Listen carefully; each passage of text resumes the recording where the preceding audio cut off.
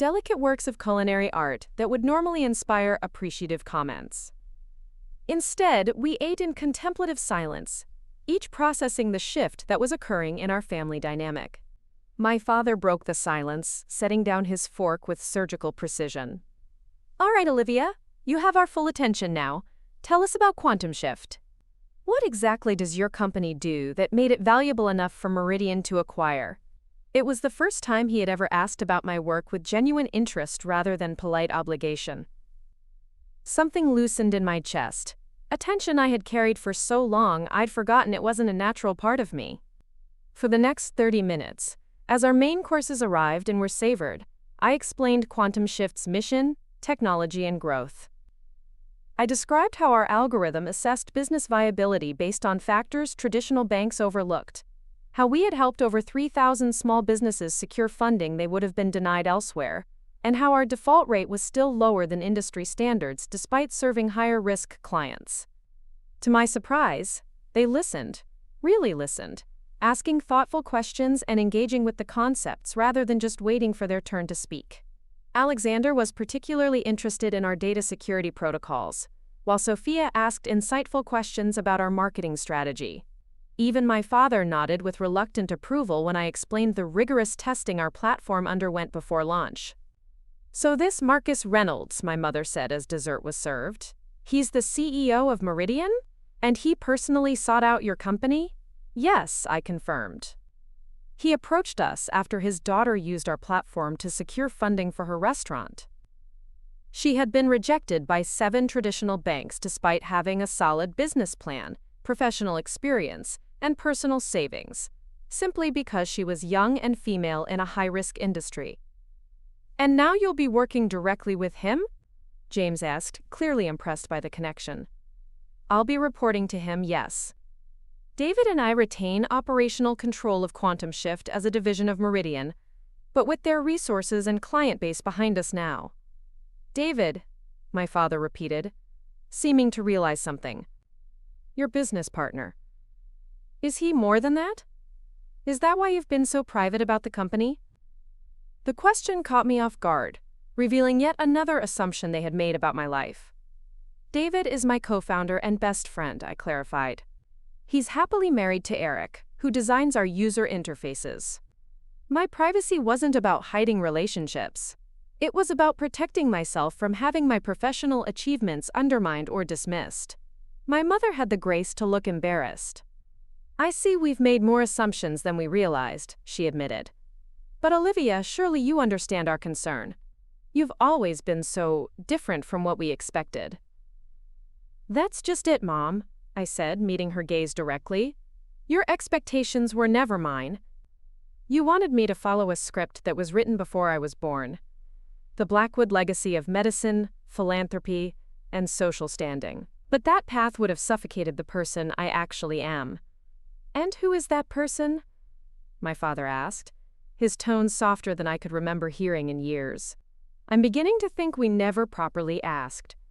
The question hung between us, genuine and open, in a way that made my carefully constructed defenses waver. This was the conversation I had both longed for and dreaded, the acknowledgement that they might not know me at all. "I'm someone who believes financial systems should serve people, not just profit from them," I began slowly.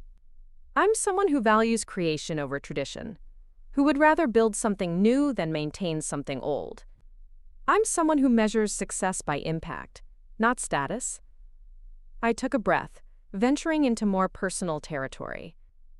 "And I'm someone who needed her family to believe in her capabilities, not just tolerate her differences." My brother, who had been uncharacteristically quiet, finally spoke. "I've never told you this, Liv, but I've always envied your courage. Following the Blackwood path was easy for me. It aligned with my interests and abilities. You had to forge something entirely new against considerable resistance." He glanced at our parents, including from us. His admission startled me. Alexander, who had always seemed so confident in his place in the family hierarchy, envious of me? "I thought you pitied me," I confessed. "The struggling rebel who couldn't get her act together." He shook his head. "No, I worried about your financial stability, sure. But I admired your conviction. I've never done anything that wasn't already pre-approved by the Blackwood family committee. His smile was tinged with a melancholy I'd never noticed before. Nor have I, Sophia added unexpectedly. I love my life, don't get me wrong. But I sometimes wonder what I might have discovered about myself if I'd allowed more deviation from the expected path. She turned to our parents. That's not a criticism. You gave us a wonderful life, with incredible opportunities. But you also gave us very narrow definitions of what success could look like. My parents exchanged glances, a wordless communication refined through decades of marriage. My mother reached for my father's hand before addressing me. When you were born, Olivia, you were different from the start. Strong-willed, questioning everything. Never satisfied with simple answers.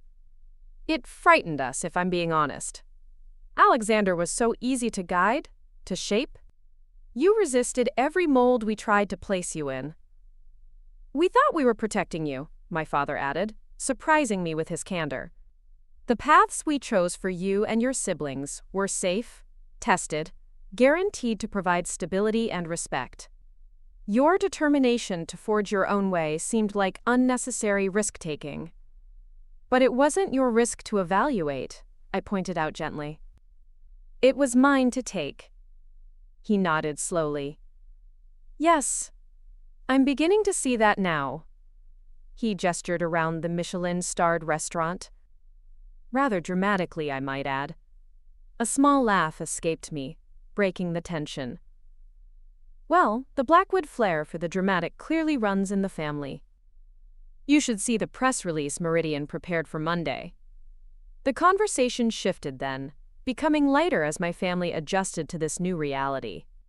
They asked about my plans for the future, where I would live now, how my role would change, whether I would still be involved in day-to-day operations.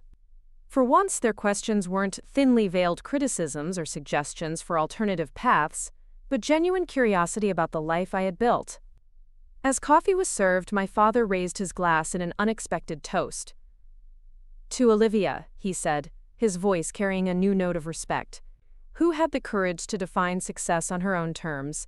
The Blackwood legacy is richer for it. The others raised their glasses, and for the first time in my adult life, I felt truly seen by my family. Not as the disappointment, the rebel, or the problem child, but as a woman who had achieved something significant through vision and persistence. As we prepared to leave, the manager approached again with a respectful nod. Ms. Blackwood, your car is waiting whenever you're ready. And Mr. Reynolds called to confirm your breakfast meeting has been moved to 9:30 to accommodate the press conference. My father raised an eyebrow. A car service? Press conference? You've certainly embraced the executive lifestyle quickly. I smiled, extracting my credit card as the bill arrived. Actually, the car is mine. I picked it up yesterday, along with the keys to my new apartment overlooking the Charles. My mother's eyes widened. You bought an apartment in Beacon Hill? Those cost millions. River Point, I corrected gently. And yes, I'm aware of the cost. I handed my card to the waiter without looking at the substantial total for our meal. Consider it an investment in my future, and perhaps in more honest family dinners. As we waited for the transaction to complete, Sophia leaned closer, lowering her voice. I have to know how much. For the acquisition. Ballpark figure. I hesitated, but decided transparency was the new foundation I wanted to build with my family. I wrote a number on a napkin and slid it toward her. Her sharp intake of breath was followed by a whispered expletive, most uncharacteristic of her carefully cultivated image.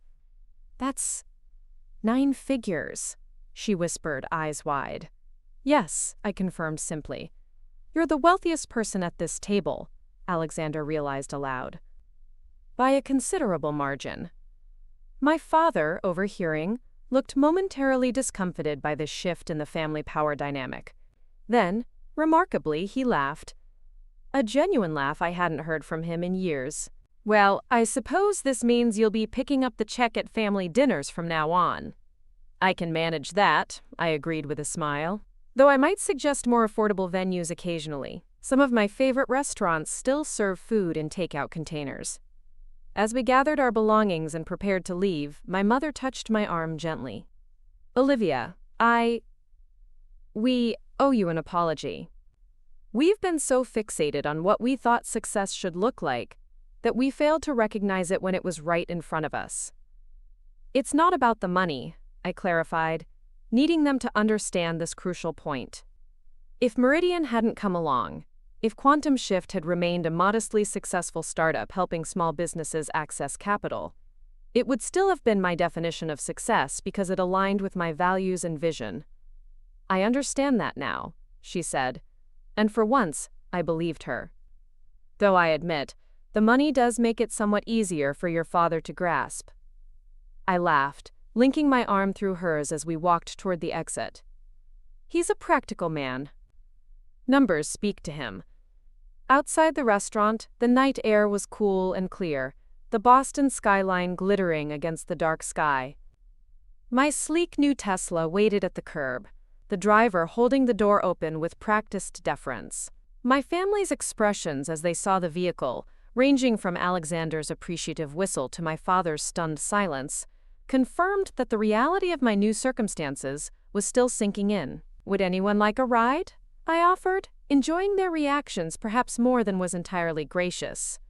In that? My mother asked, eyeing the luxury electric vehicle with a mixture of approval and lingering disbelief. Perhaps another time. We have our car service waiting.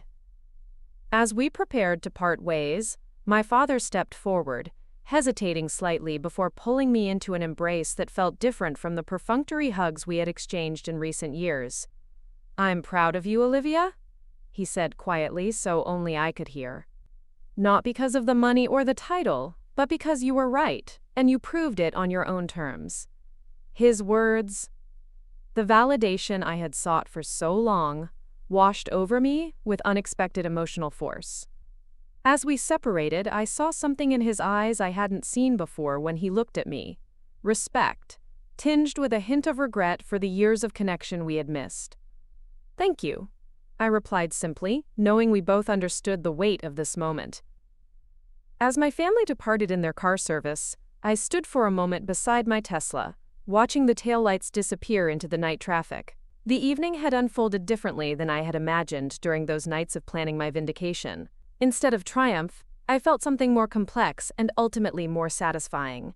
The beginning of a new chapter not just in my professional life, but in my relationship with my family, one based on mutual respect rather than conformity to expectations.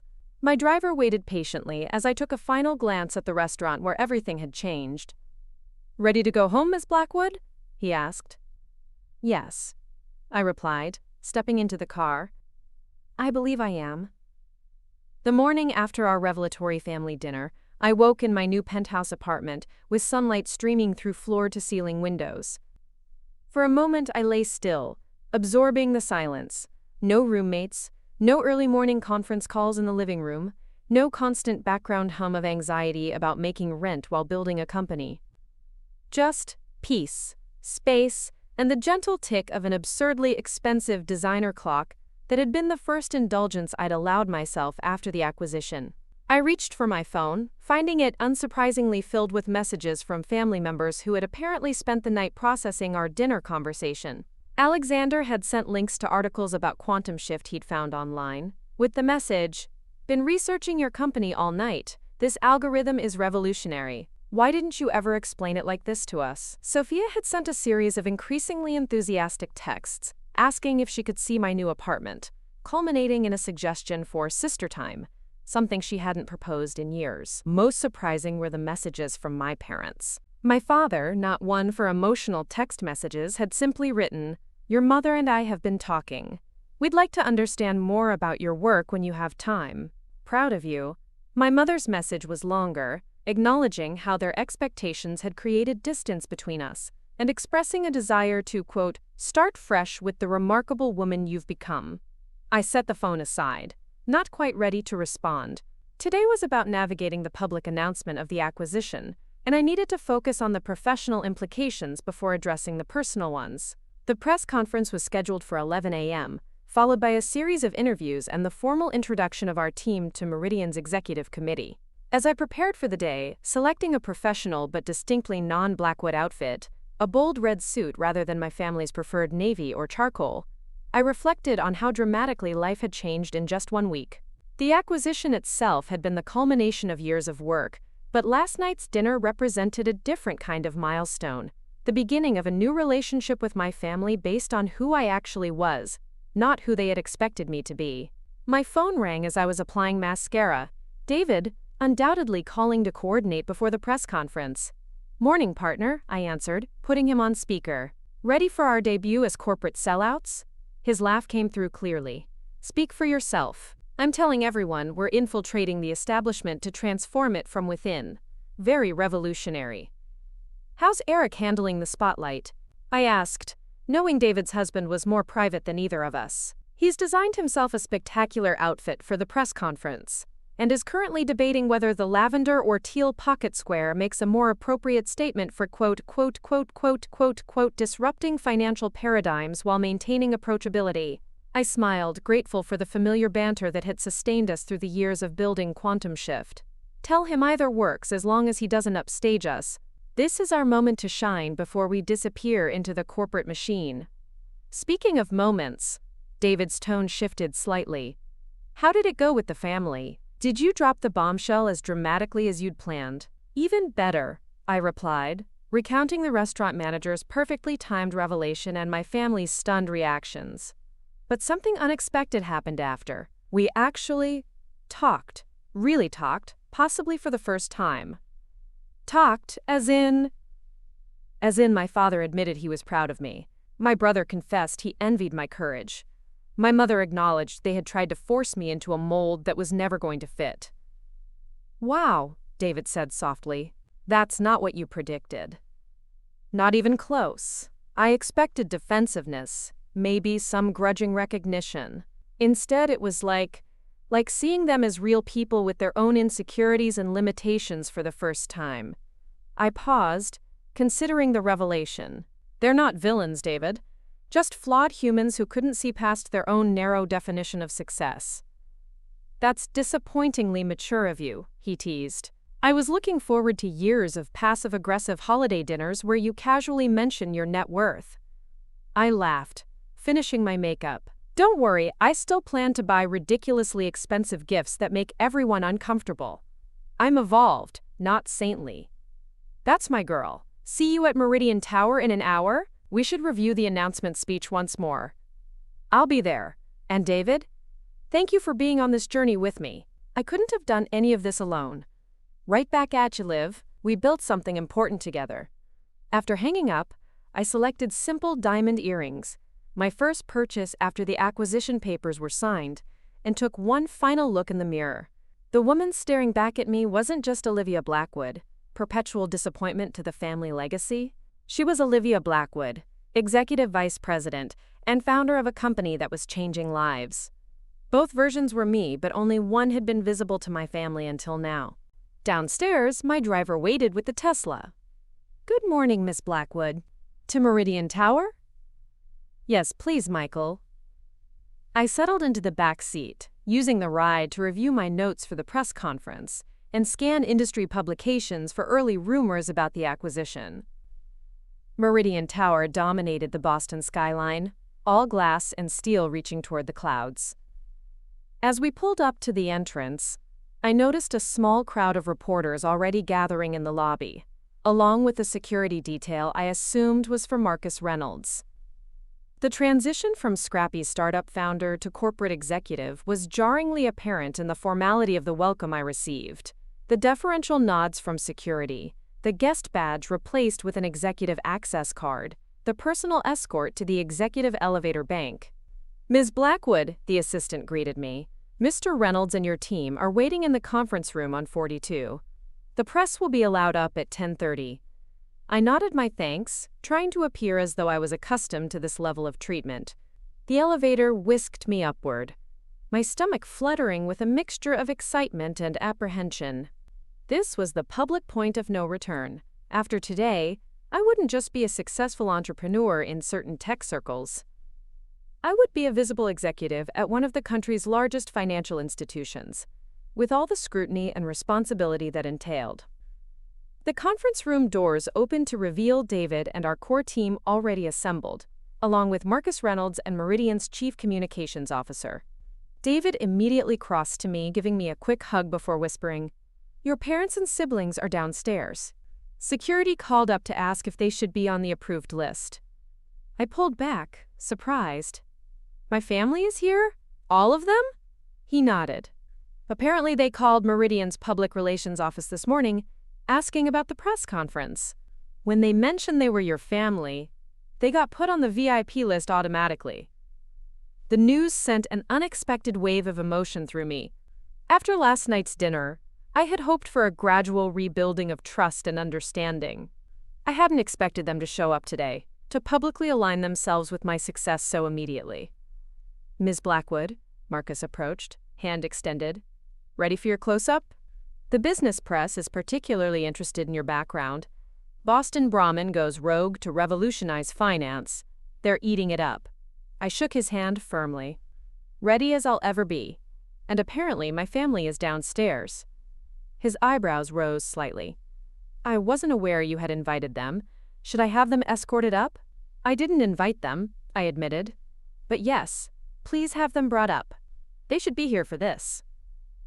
As Marcus instructed an assistant to arrange for my family's access, David gave me a questioning look.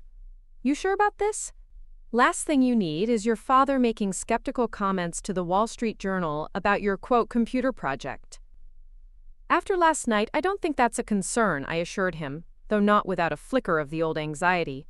"Besides, this is as much about proving something to myself as it was about proving something to them.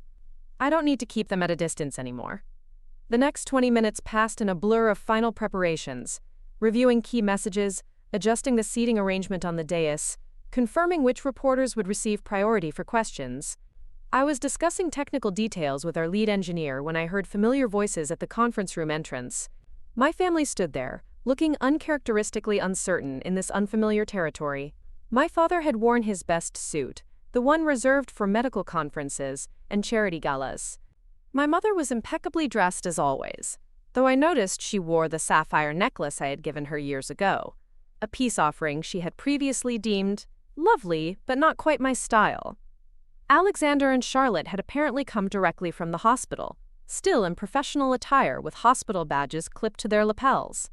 Sophia and James looked like they belonged in a corporate setting, though Sophia's wide eyes as she took in the executive floor betrayed her excitement. "You came," I said simply, crossing to greet them. "Of course we came," my mother replied, her voice carrying a hint of uncertainty. "It's your big announcement. We wanted to support you." My father cleared his throat. "We realized last night that we've missed too many important moments in your life, Olivia." We didn't want to miss this one. The sincerity in his voice caught me off guard. This was the man who had scheduled surgeries during my college graduation, who had dismissed my first major client signing as interesting but not sustainable. Now he stood in Meridian Tower, having rearranged his sacred morning surgery schedule to witness my professional achievement. "Thank you," I said, meaning it deeply. "It means a lot that you're here."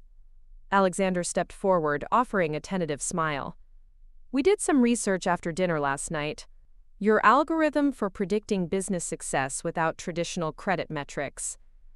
It's genuinely innovative. The medical applications for similar predictive modeling could be significant." "I've been saying that for years," I pointed out, unable to resist the small dig. He had the grace to look embarrassed. "Yes, well, I'm a slow learner when it comes to looking beyond my own field. But I'm trying to do better." "We all are," Sophia added, squeezing my hand. "We're so proud of you, Liv. Not just because of—" she gestured around at the impressive surroundings, "all this, but because you stayed true to your vision when it would have been easier to give in to our expectations." The moment was interrupted by Marcus's approach. 5 minutes to press time, Ms. Blackwood. We should take our positions." I introduced my family, noting the respect with which Marcus greeted them and the subtle straightening of my father's posture as he shook hands with the CEO of Meridian Financial Group. There was something both satisfying and strange about witnessing my worlds collide, The family that had defined my early life, meeting the professional circle that had shaped my adult identity.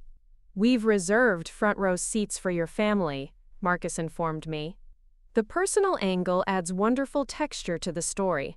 Boston financial royalty disrupted by one of their own. As my family was escorted to their seats, David appeared at my elbow. "Ready for this? Once those cameras start rolling, quantum shift isn't our little secret anymore.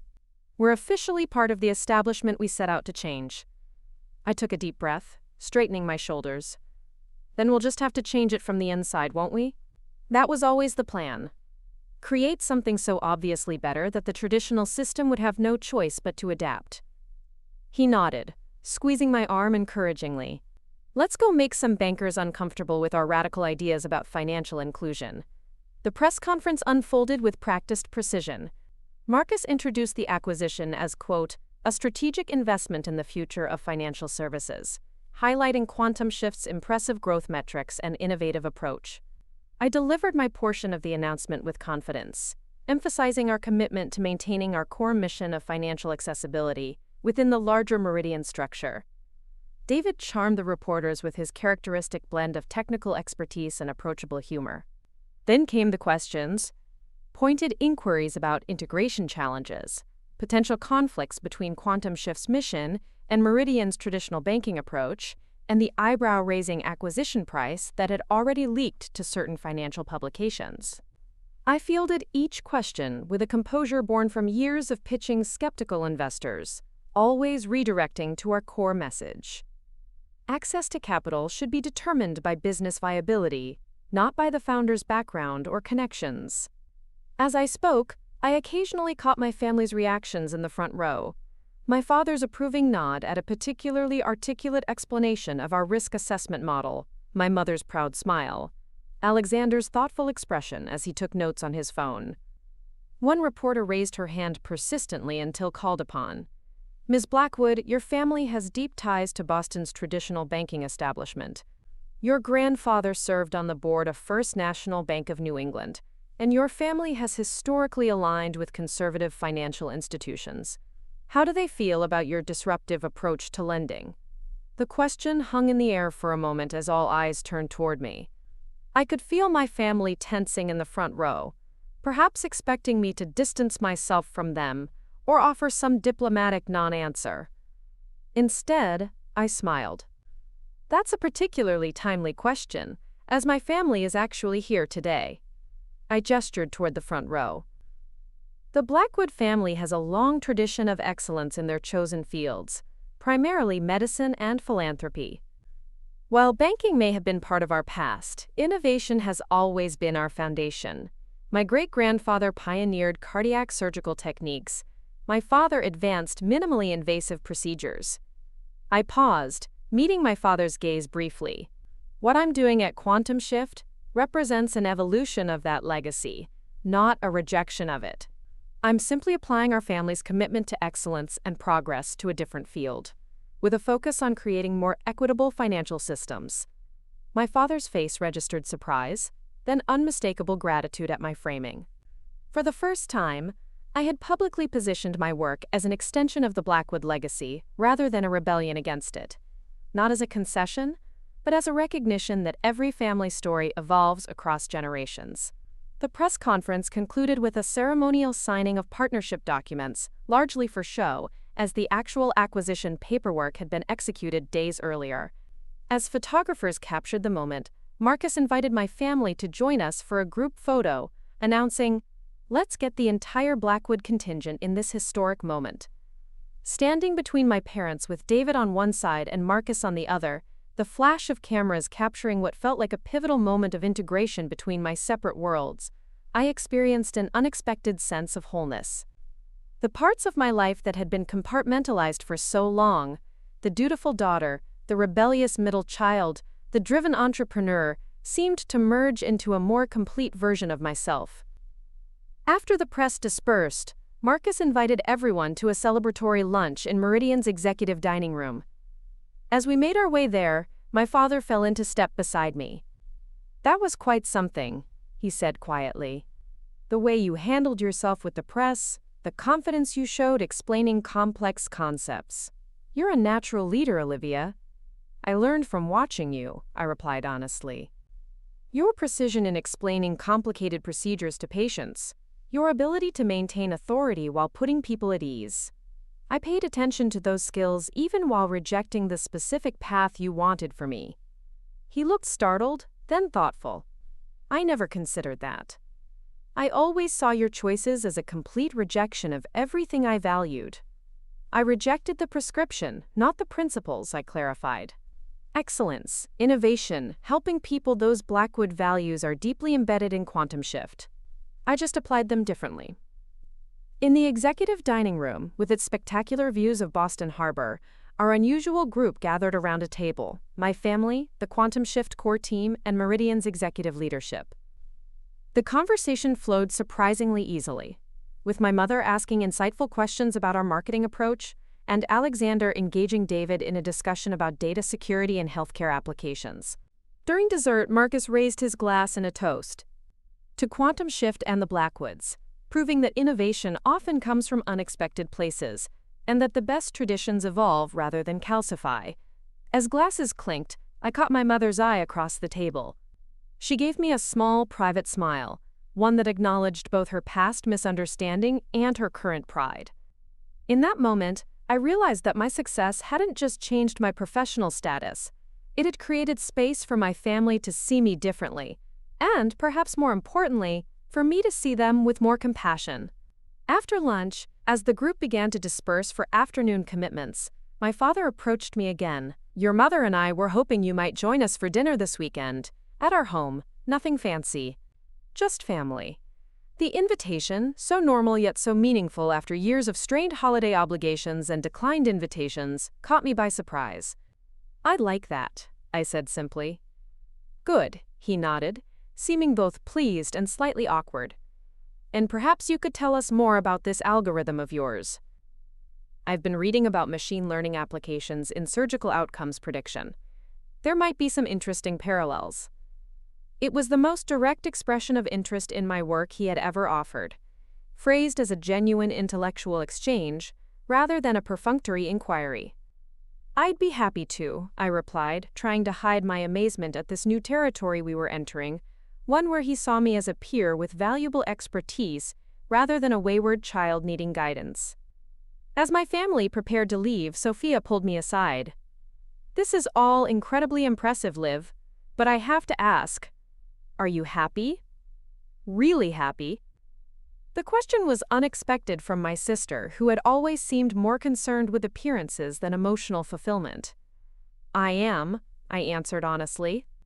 Not just because of the acquisition or the validation, but because I built something meaningful that aligns with my values. That kind of congruence brings a satisfaction I never found trying to fit myself into others' expectations. She nodded slowly. I've been thinking about that since last night. About the difference between meeting expectations and pursuing purpose. She glanced toward James, who was chatting with Marcus. The wedding plans, the charity board positions, the perfect Beacon Hill townhouse. They're all lovely, but sometimes I wonder if I'm living my life or the one that was scripted for me. It's not too late to ask that question, I said gently. Finding your own path doesn't have to mean rejecting everything about the life you've built, says the woman who just sold her company for 9 figures. She laughed, though without bitterness. The money is new, but the alignment isn't, I pointed out. I spent years being the struggling entrepreneur in the family's eyes, but I was happier in my tiny apartment building something meaningful than I ever would have been in a prestigious job that didn't reflect my values. As we rejoined the group, my mother embraced me, a real hug, not the perfunctory gesture we had exchanged at family gatherings for years. We'll see you this weekend, she said, her voice carrying a new warmth. I'm looking forward to it. I watched my family depart, struck by how differently they carried themselves compared to our dinner just 12 hours earlier. There was a lightness between them, a shift in energy that suggested our honest conversation had affected not just their relationship with me, but perhaps with each other as well. Well, that was unexpected, David commented, joining me as the elevator doors closed behind my family. The Blackwoods, embracing the prodigal tech entrepreneur. Will wonders never cease? It's a start, I said, still processing the events of the morning. A genuine start. Ready for the executive committee meeting? Your first official act as corporate overlord? I laughed, turning back toward the conference rooms where the next phase of the day awaited. Let's go disrupt some banking paradigms. As we walked together down the corridor of Meridian Tower, I felt a profound sense of alignment between my past and present, between my personal and professional identities, between the family I was born into and the future I was creating. The journey hadn't been linear and the resolution wasn't perfect, but there was a rightness to this moment that transcended even the remarkable financial success of the acquisition. I had proven myself not just to my family, but more importantly, to myself. And in doing so, I had perhaps opened a door for all of us to know each other more authentically than we ever had before. Then the manager said, "Welcome back, Mr. CEO." Greater than hash, my parents called me broke at dinner. Then the manager said, "Welcome back, MS CEO." I never imagined my own parents could be so cruel. The day they humiliated me at the city's most exclusive restaurant only for the manager to reveal my secret identity changed everything. All because I refused to conform to their narrow definition of success and chose to build my empire my way, without their connections or approval. Where are you watching from today? Drop your location in the comments and hit that like and subscribe button if you've ever had to prove your worth to people who should have believed in you from the start. Trust me, what happened after that dinner will make your jaw drop. 3 months after the acquisition announcement, life had settled into a new rhythm that still occasionally felt surreal. My corner office on the 42nd floor of Meridian Tower offered panoramic views of the Boston skyline, a daily reminder of how far I'd come from the cramped co-working space where Quantum Shift began. The transition from startup founder to corporate executive had brought expected challenges, navigating bureaucracy, managing larger teams, balancing innovation with institutional priorities, but also unexpected rewards, particularly in my personal life. The weekend family dinner my father had proposed after the press conference had become a monthly tradition, evolving from initially awkward attempts at connection to genuinely enjoyable gatherings. My parents' Beacon Hill home, once a place of tension and unmet expectations, gradually transformed into neutral ground, where new relationships were being carefully constructed on more equal footing.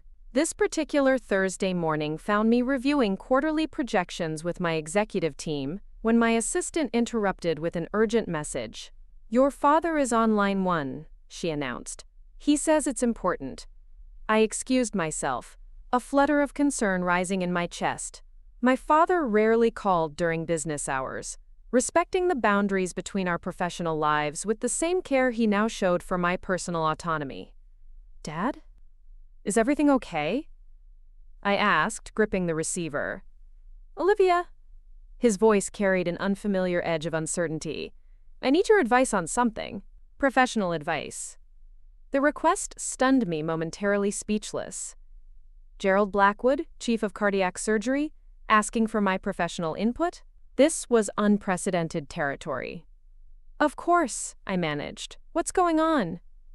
"The hospital is implementing a new patient outcome prediction system. The vendor's presentation was impressive, but something about their algorithm doesn't sit right with me. The way they're weighting certain risk factors seems problematic." I sat straighter, professional interest piqued. "What specifically concerns you?" "Their model seems to penalize patients from certain zip codes and demographic backgrounds." When I questioned it, they offered technical explanations about quote, quote, quote, quote, quote, quote, quote, quote, quote, quote, quote, quote, quote, quote, quote, quote. Went over most of the board's heads. "Algorithmic bias," I said immediately. "It's exactly the problem we designed Quantum Shift to address in financial services. The algorithm is probably trained on historical data that reflects existing inequalities in healthcare access and outcomes." "That's what I suspected," he said, sounding relieved to have his concerns validated. "Would you be willing to look at their documentation? Perhaps suggest some questions we should be asking before committing to the system. The hospital board meets next week to make a final decision."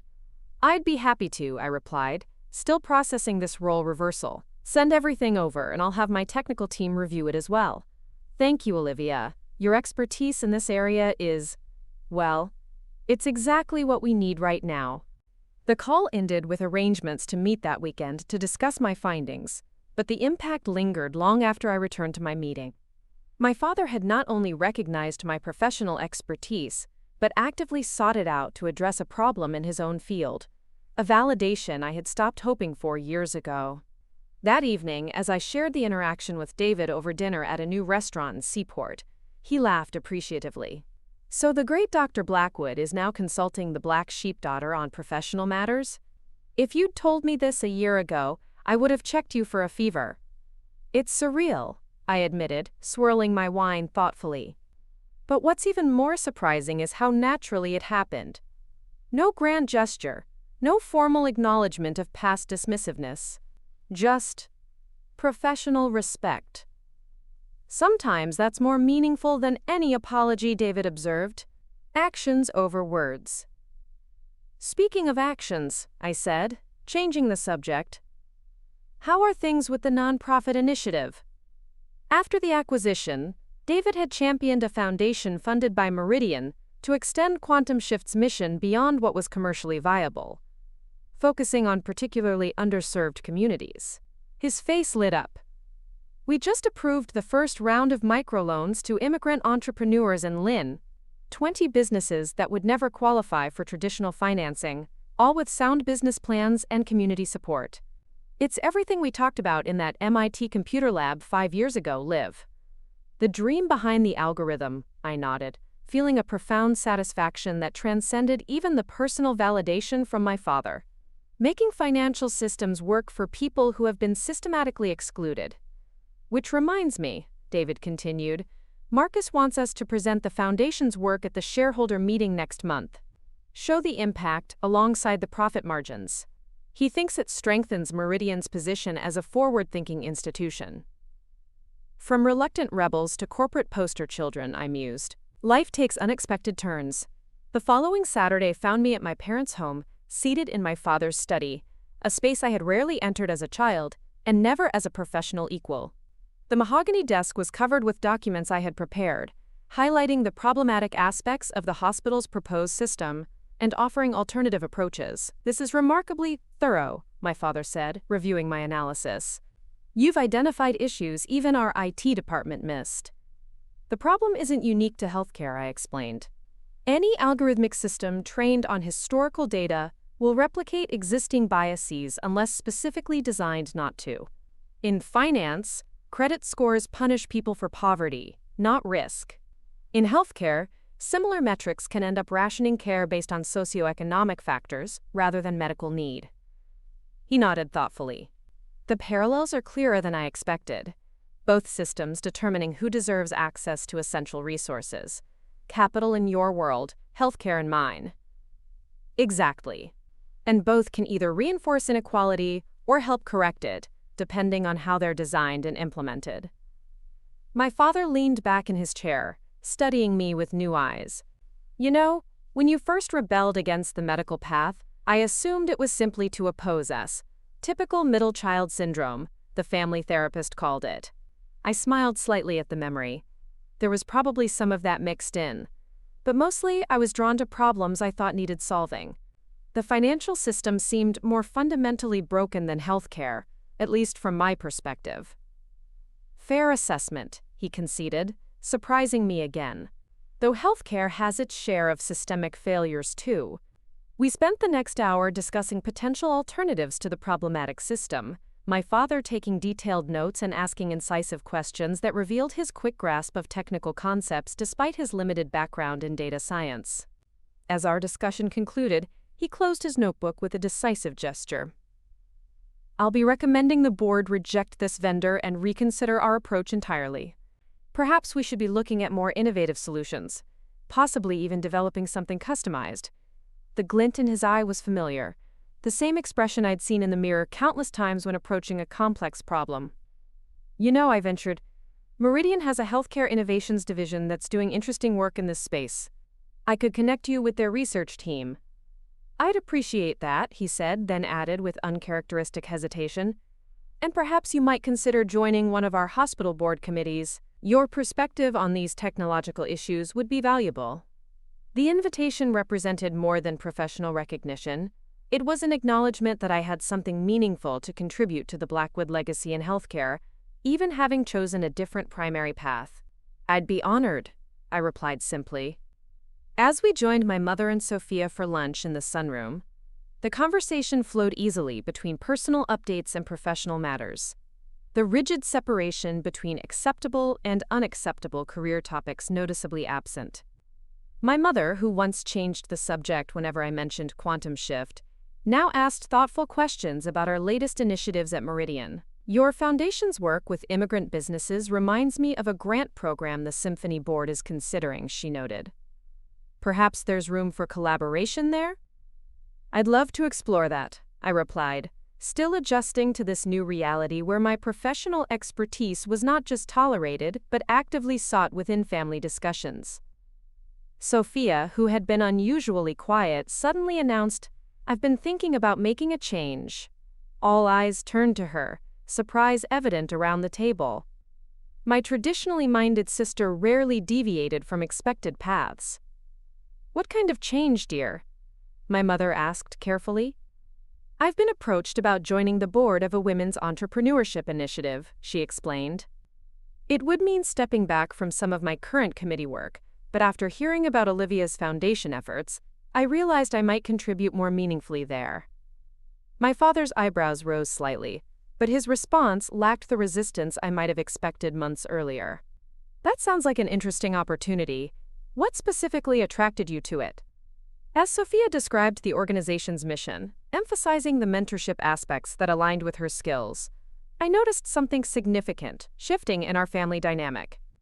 My unconventional choices had created space not just for my own acceptance, but for Sophia to explore beyond prescribed boundaries as well. "It's not medicine or finance," she concluded with a small smile in my direction, "but it feels like something where I could make a difference beyond just lending the Blackwood name to another charity gala."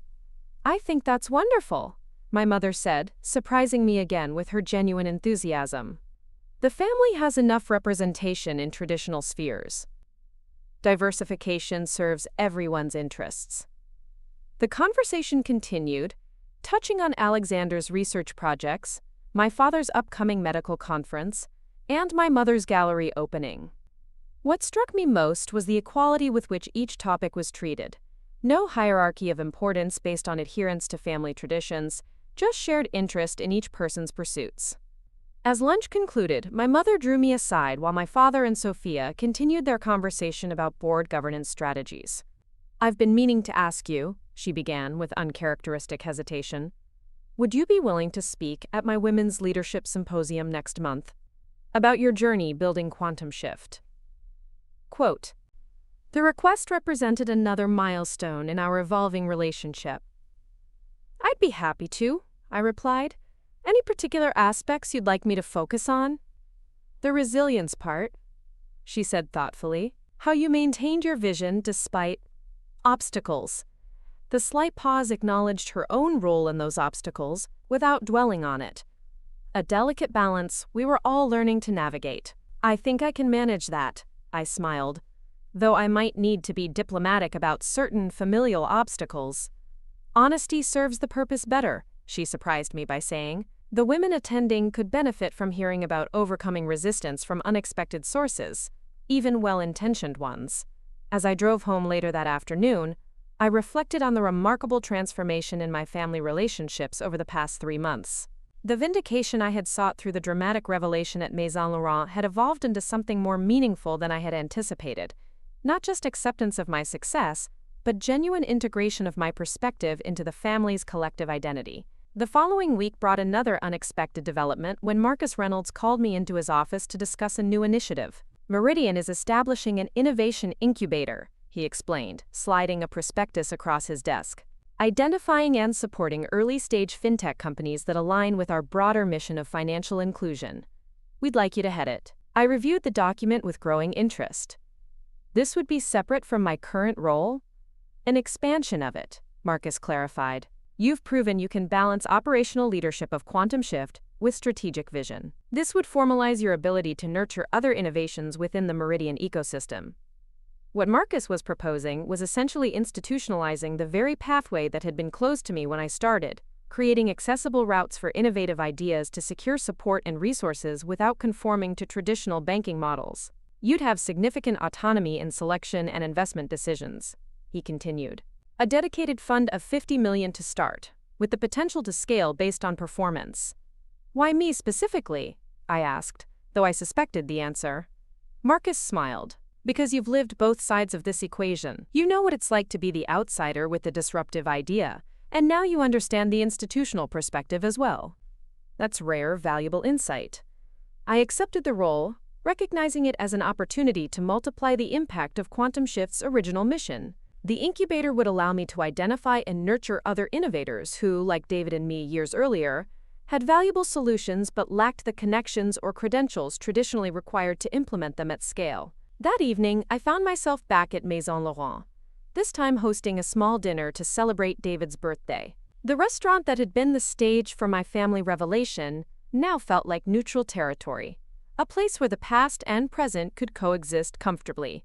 As our party of 8 enjoyed appetizers, I noticed a young woman at a nearby table, engaged in what appeared to be a challenging conversation with older companions. Her body language, defensive yet determined, was painfully familiar, as was the patronizing tone of the older man speaking to her. Venture capital is a serious business, Chelsea, he was saying, loudly enough to carry to our table.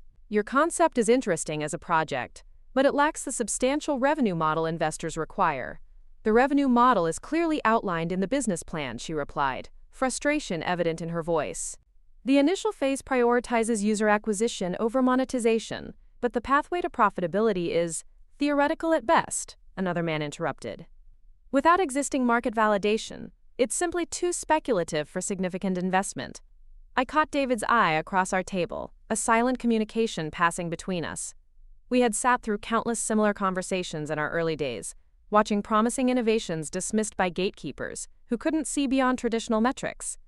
When our server approached with wine selections, I made an impulsive decision.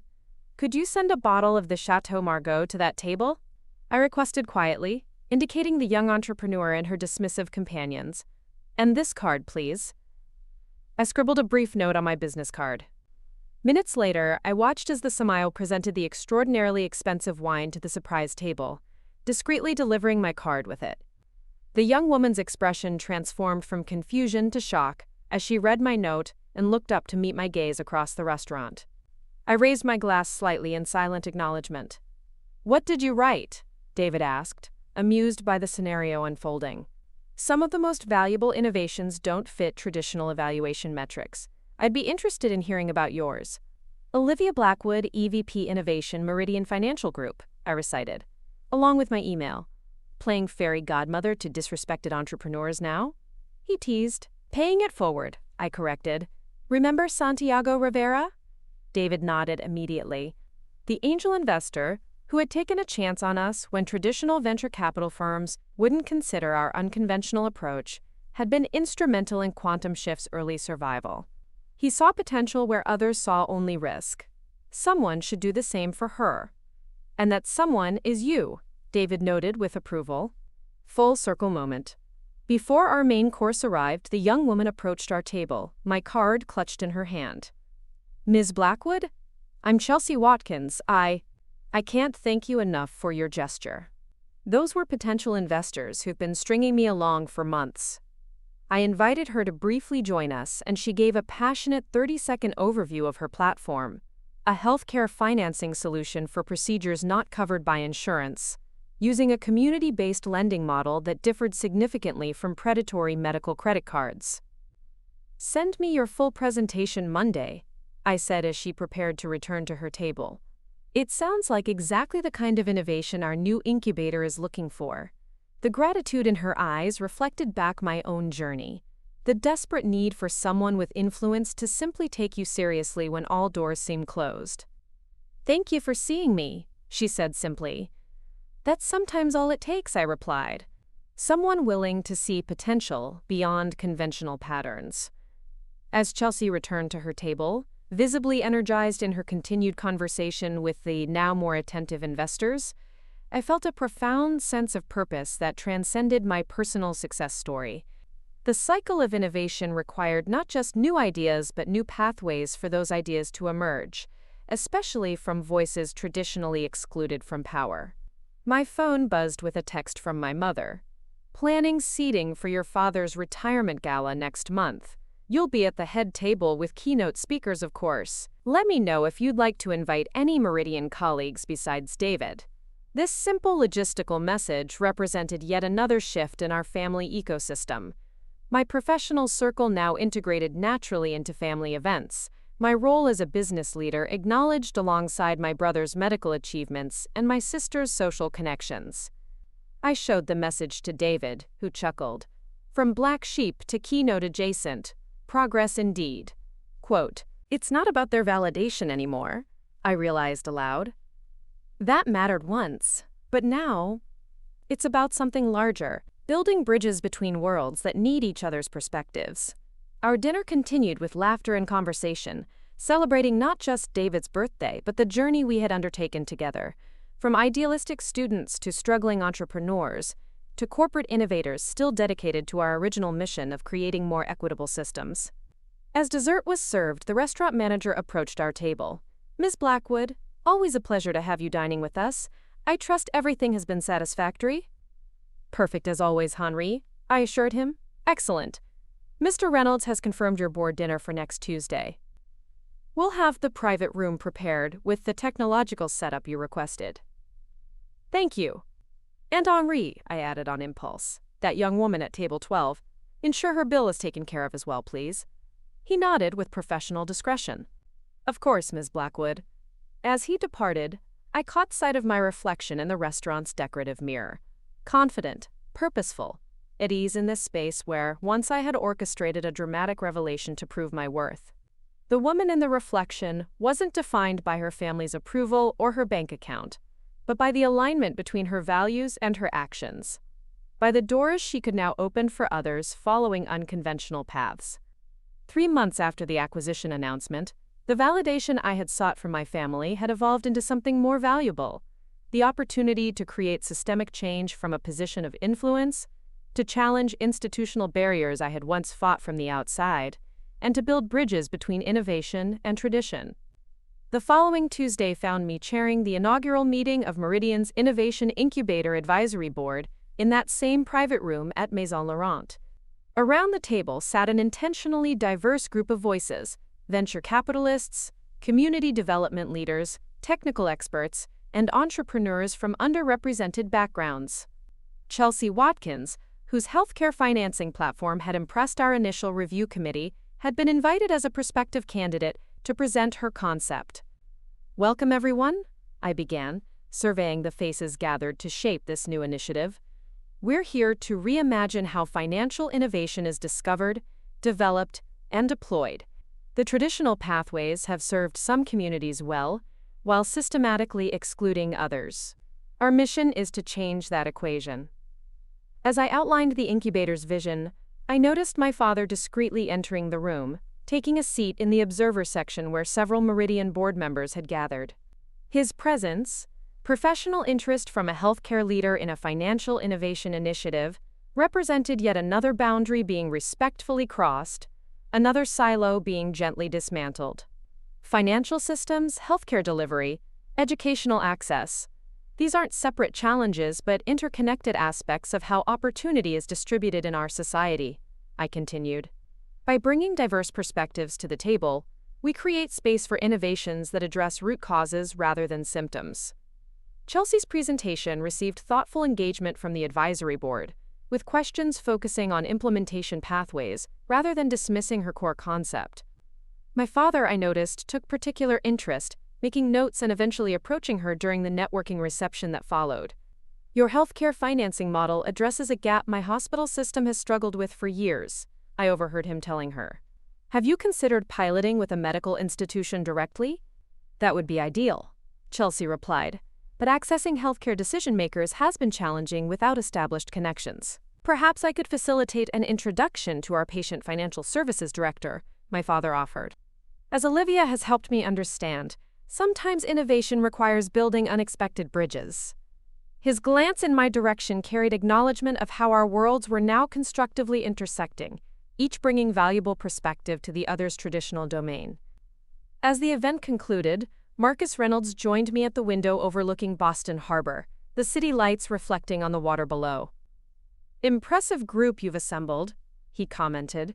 "Not the usual suspects for a banking initiative." "That's rather the point," I replied. "The usual suspects produce the usual results," he nodded thoughtfully. "Your approach reminds me why acquiring Quantum Shift was about more than just the technology. It was about incorporating different thinking into our institutional DNA." After a pause, he added, "Your father mentioned the hospital board is reconsidering their algorithmic systems approach based on your analysis." "Cross-pollination of perspectives," I acknowledged. "Something that benefits both worlds." "Exactly. Which is why I'd like you to consider joining Meridian's executive committee," Marcus continued. "We need your voice in broader strategic discussions beyond the innovation division." The offer represented another expansion of influence, another opportunity to shape systems from within, while maintaining connections to groundbreaking ideas from outside traditional channels. As guests departed and the event wound down, I found myself alone in the private dining room, taking a moment to appreciate the journey that had brought me here. 3 months earlier, I had orchestrated a dramatic revelation in this very restaurant, seeking validation I had been denied for years. Now I stood in a different relationship not just to my family but to the systems of power I had once viewed as immovable obstacles. My phone buzzed with a text from my mother. "Your father just called. Impressed with your advisory board meeting. Mentioned a promising healthcare financing innovation. Family dinner Sunday?" The simple message encapsulated the transformation. My professional world not just acknowledged but actively integrated into family conversation.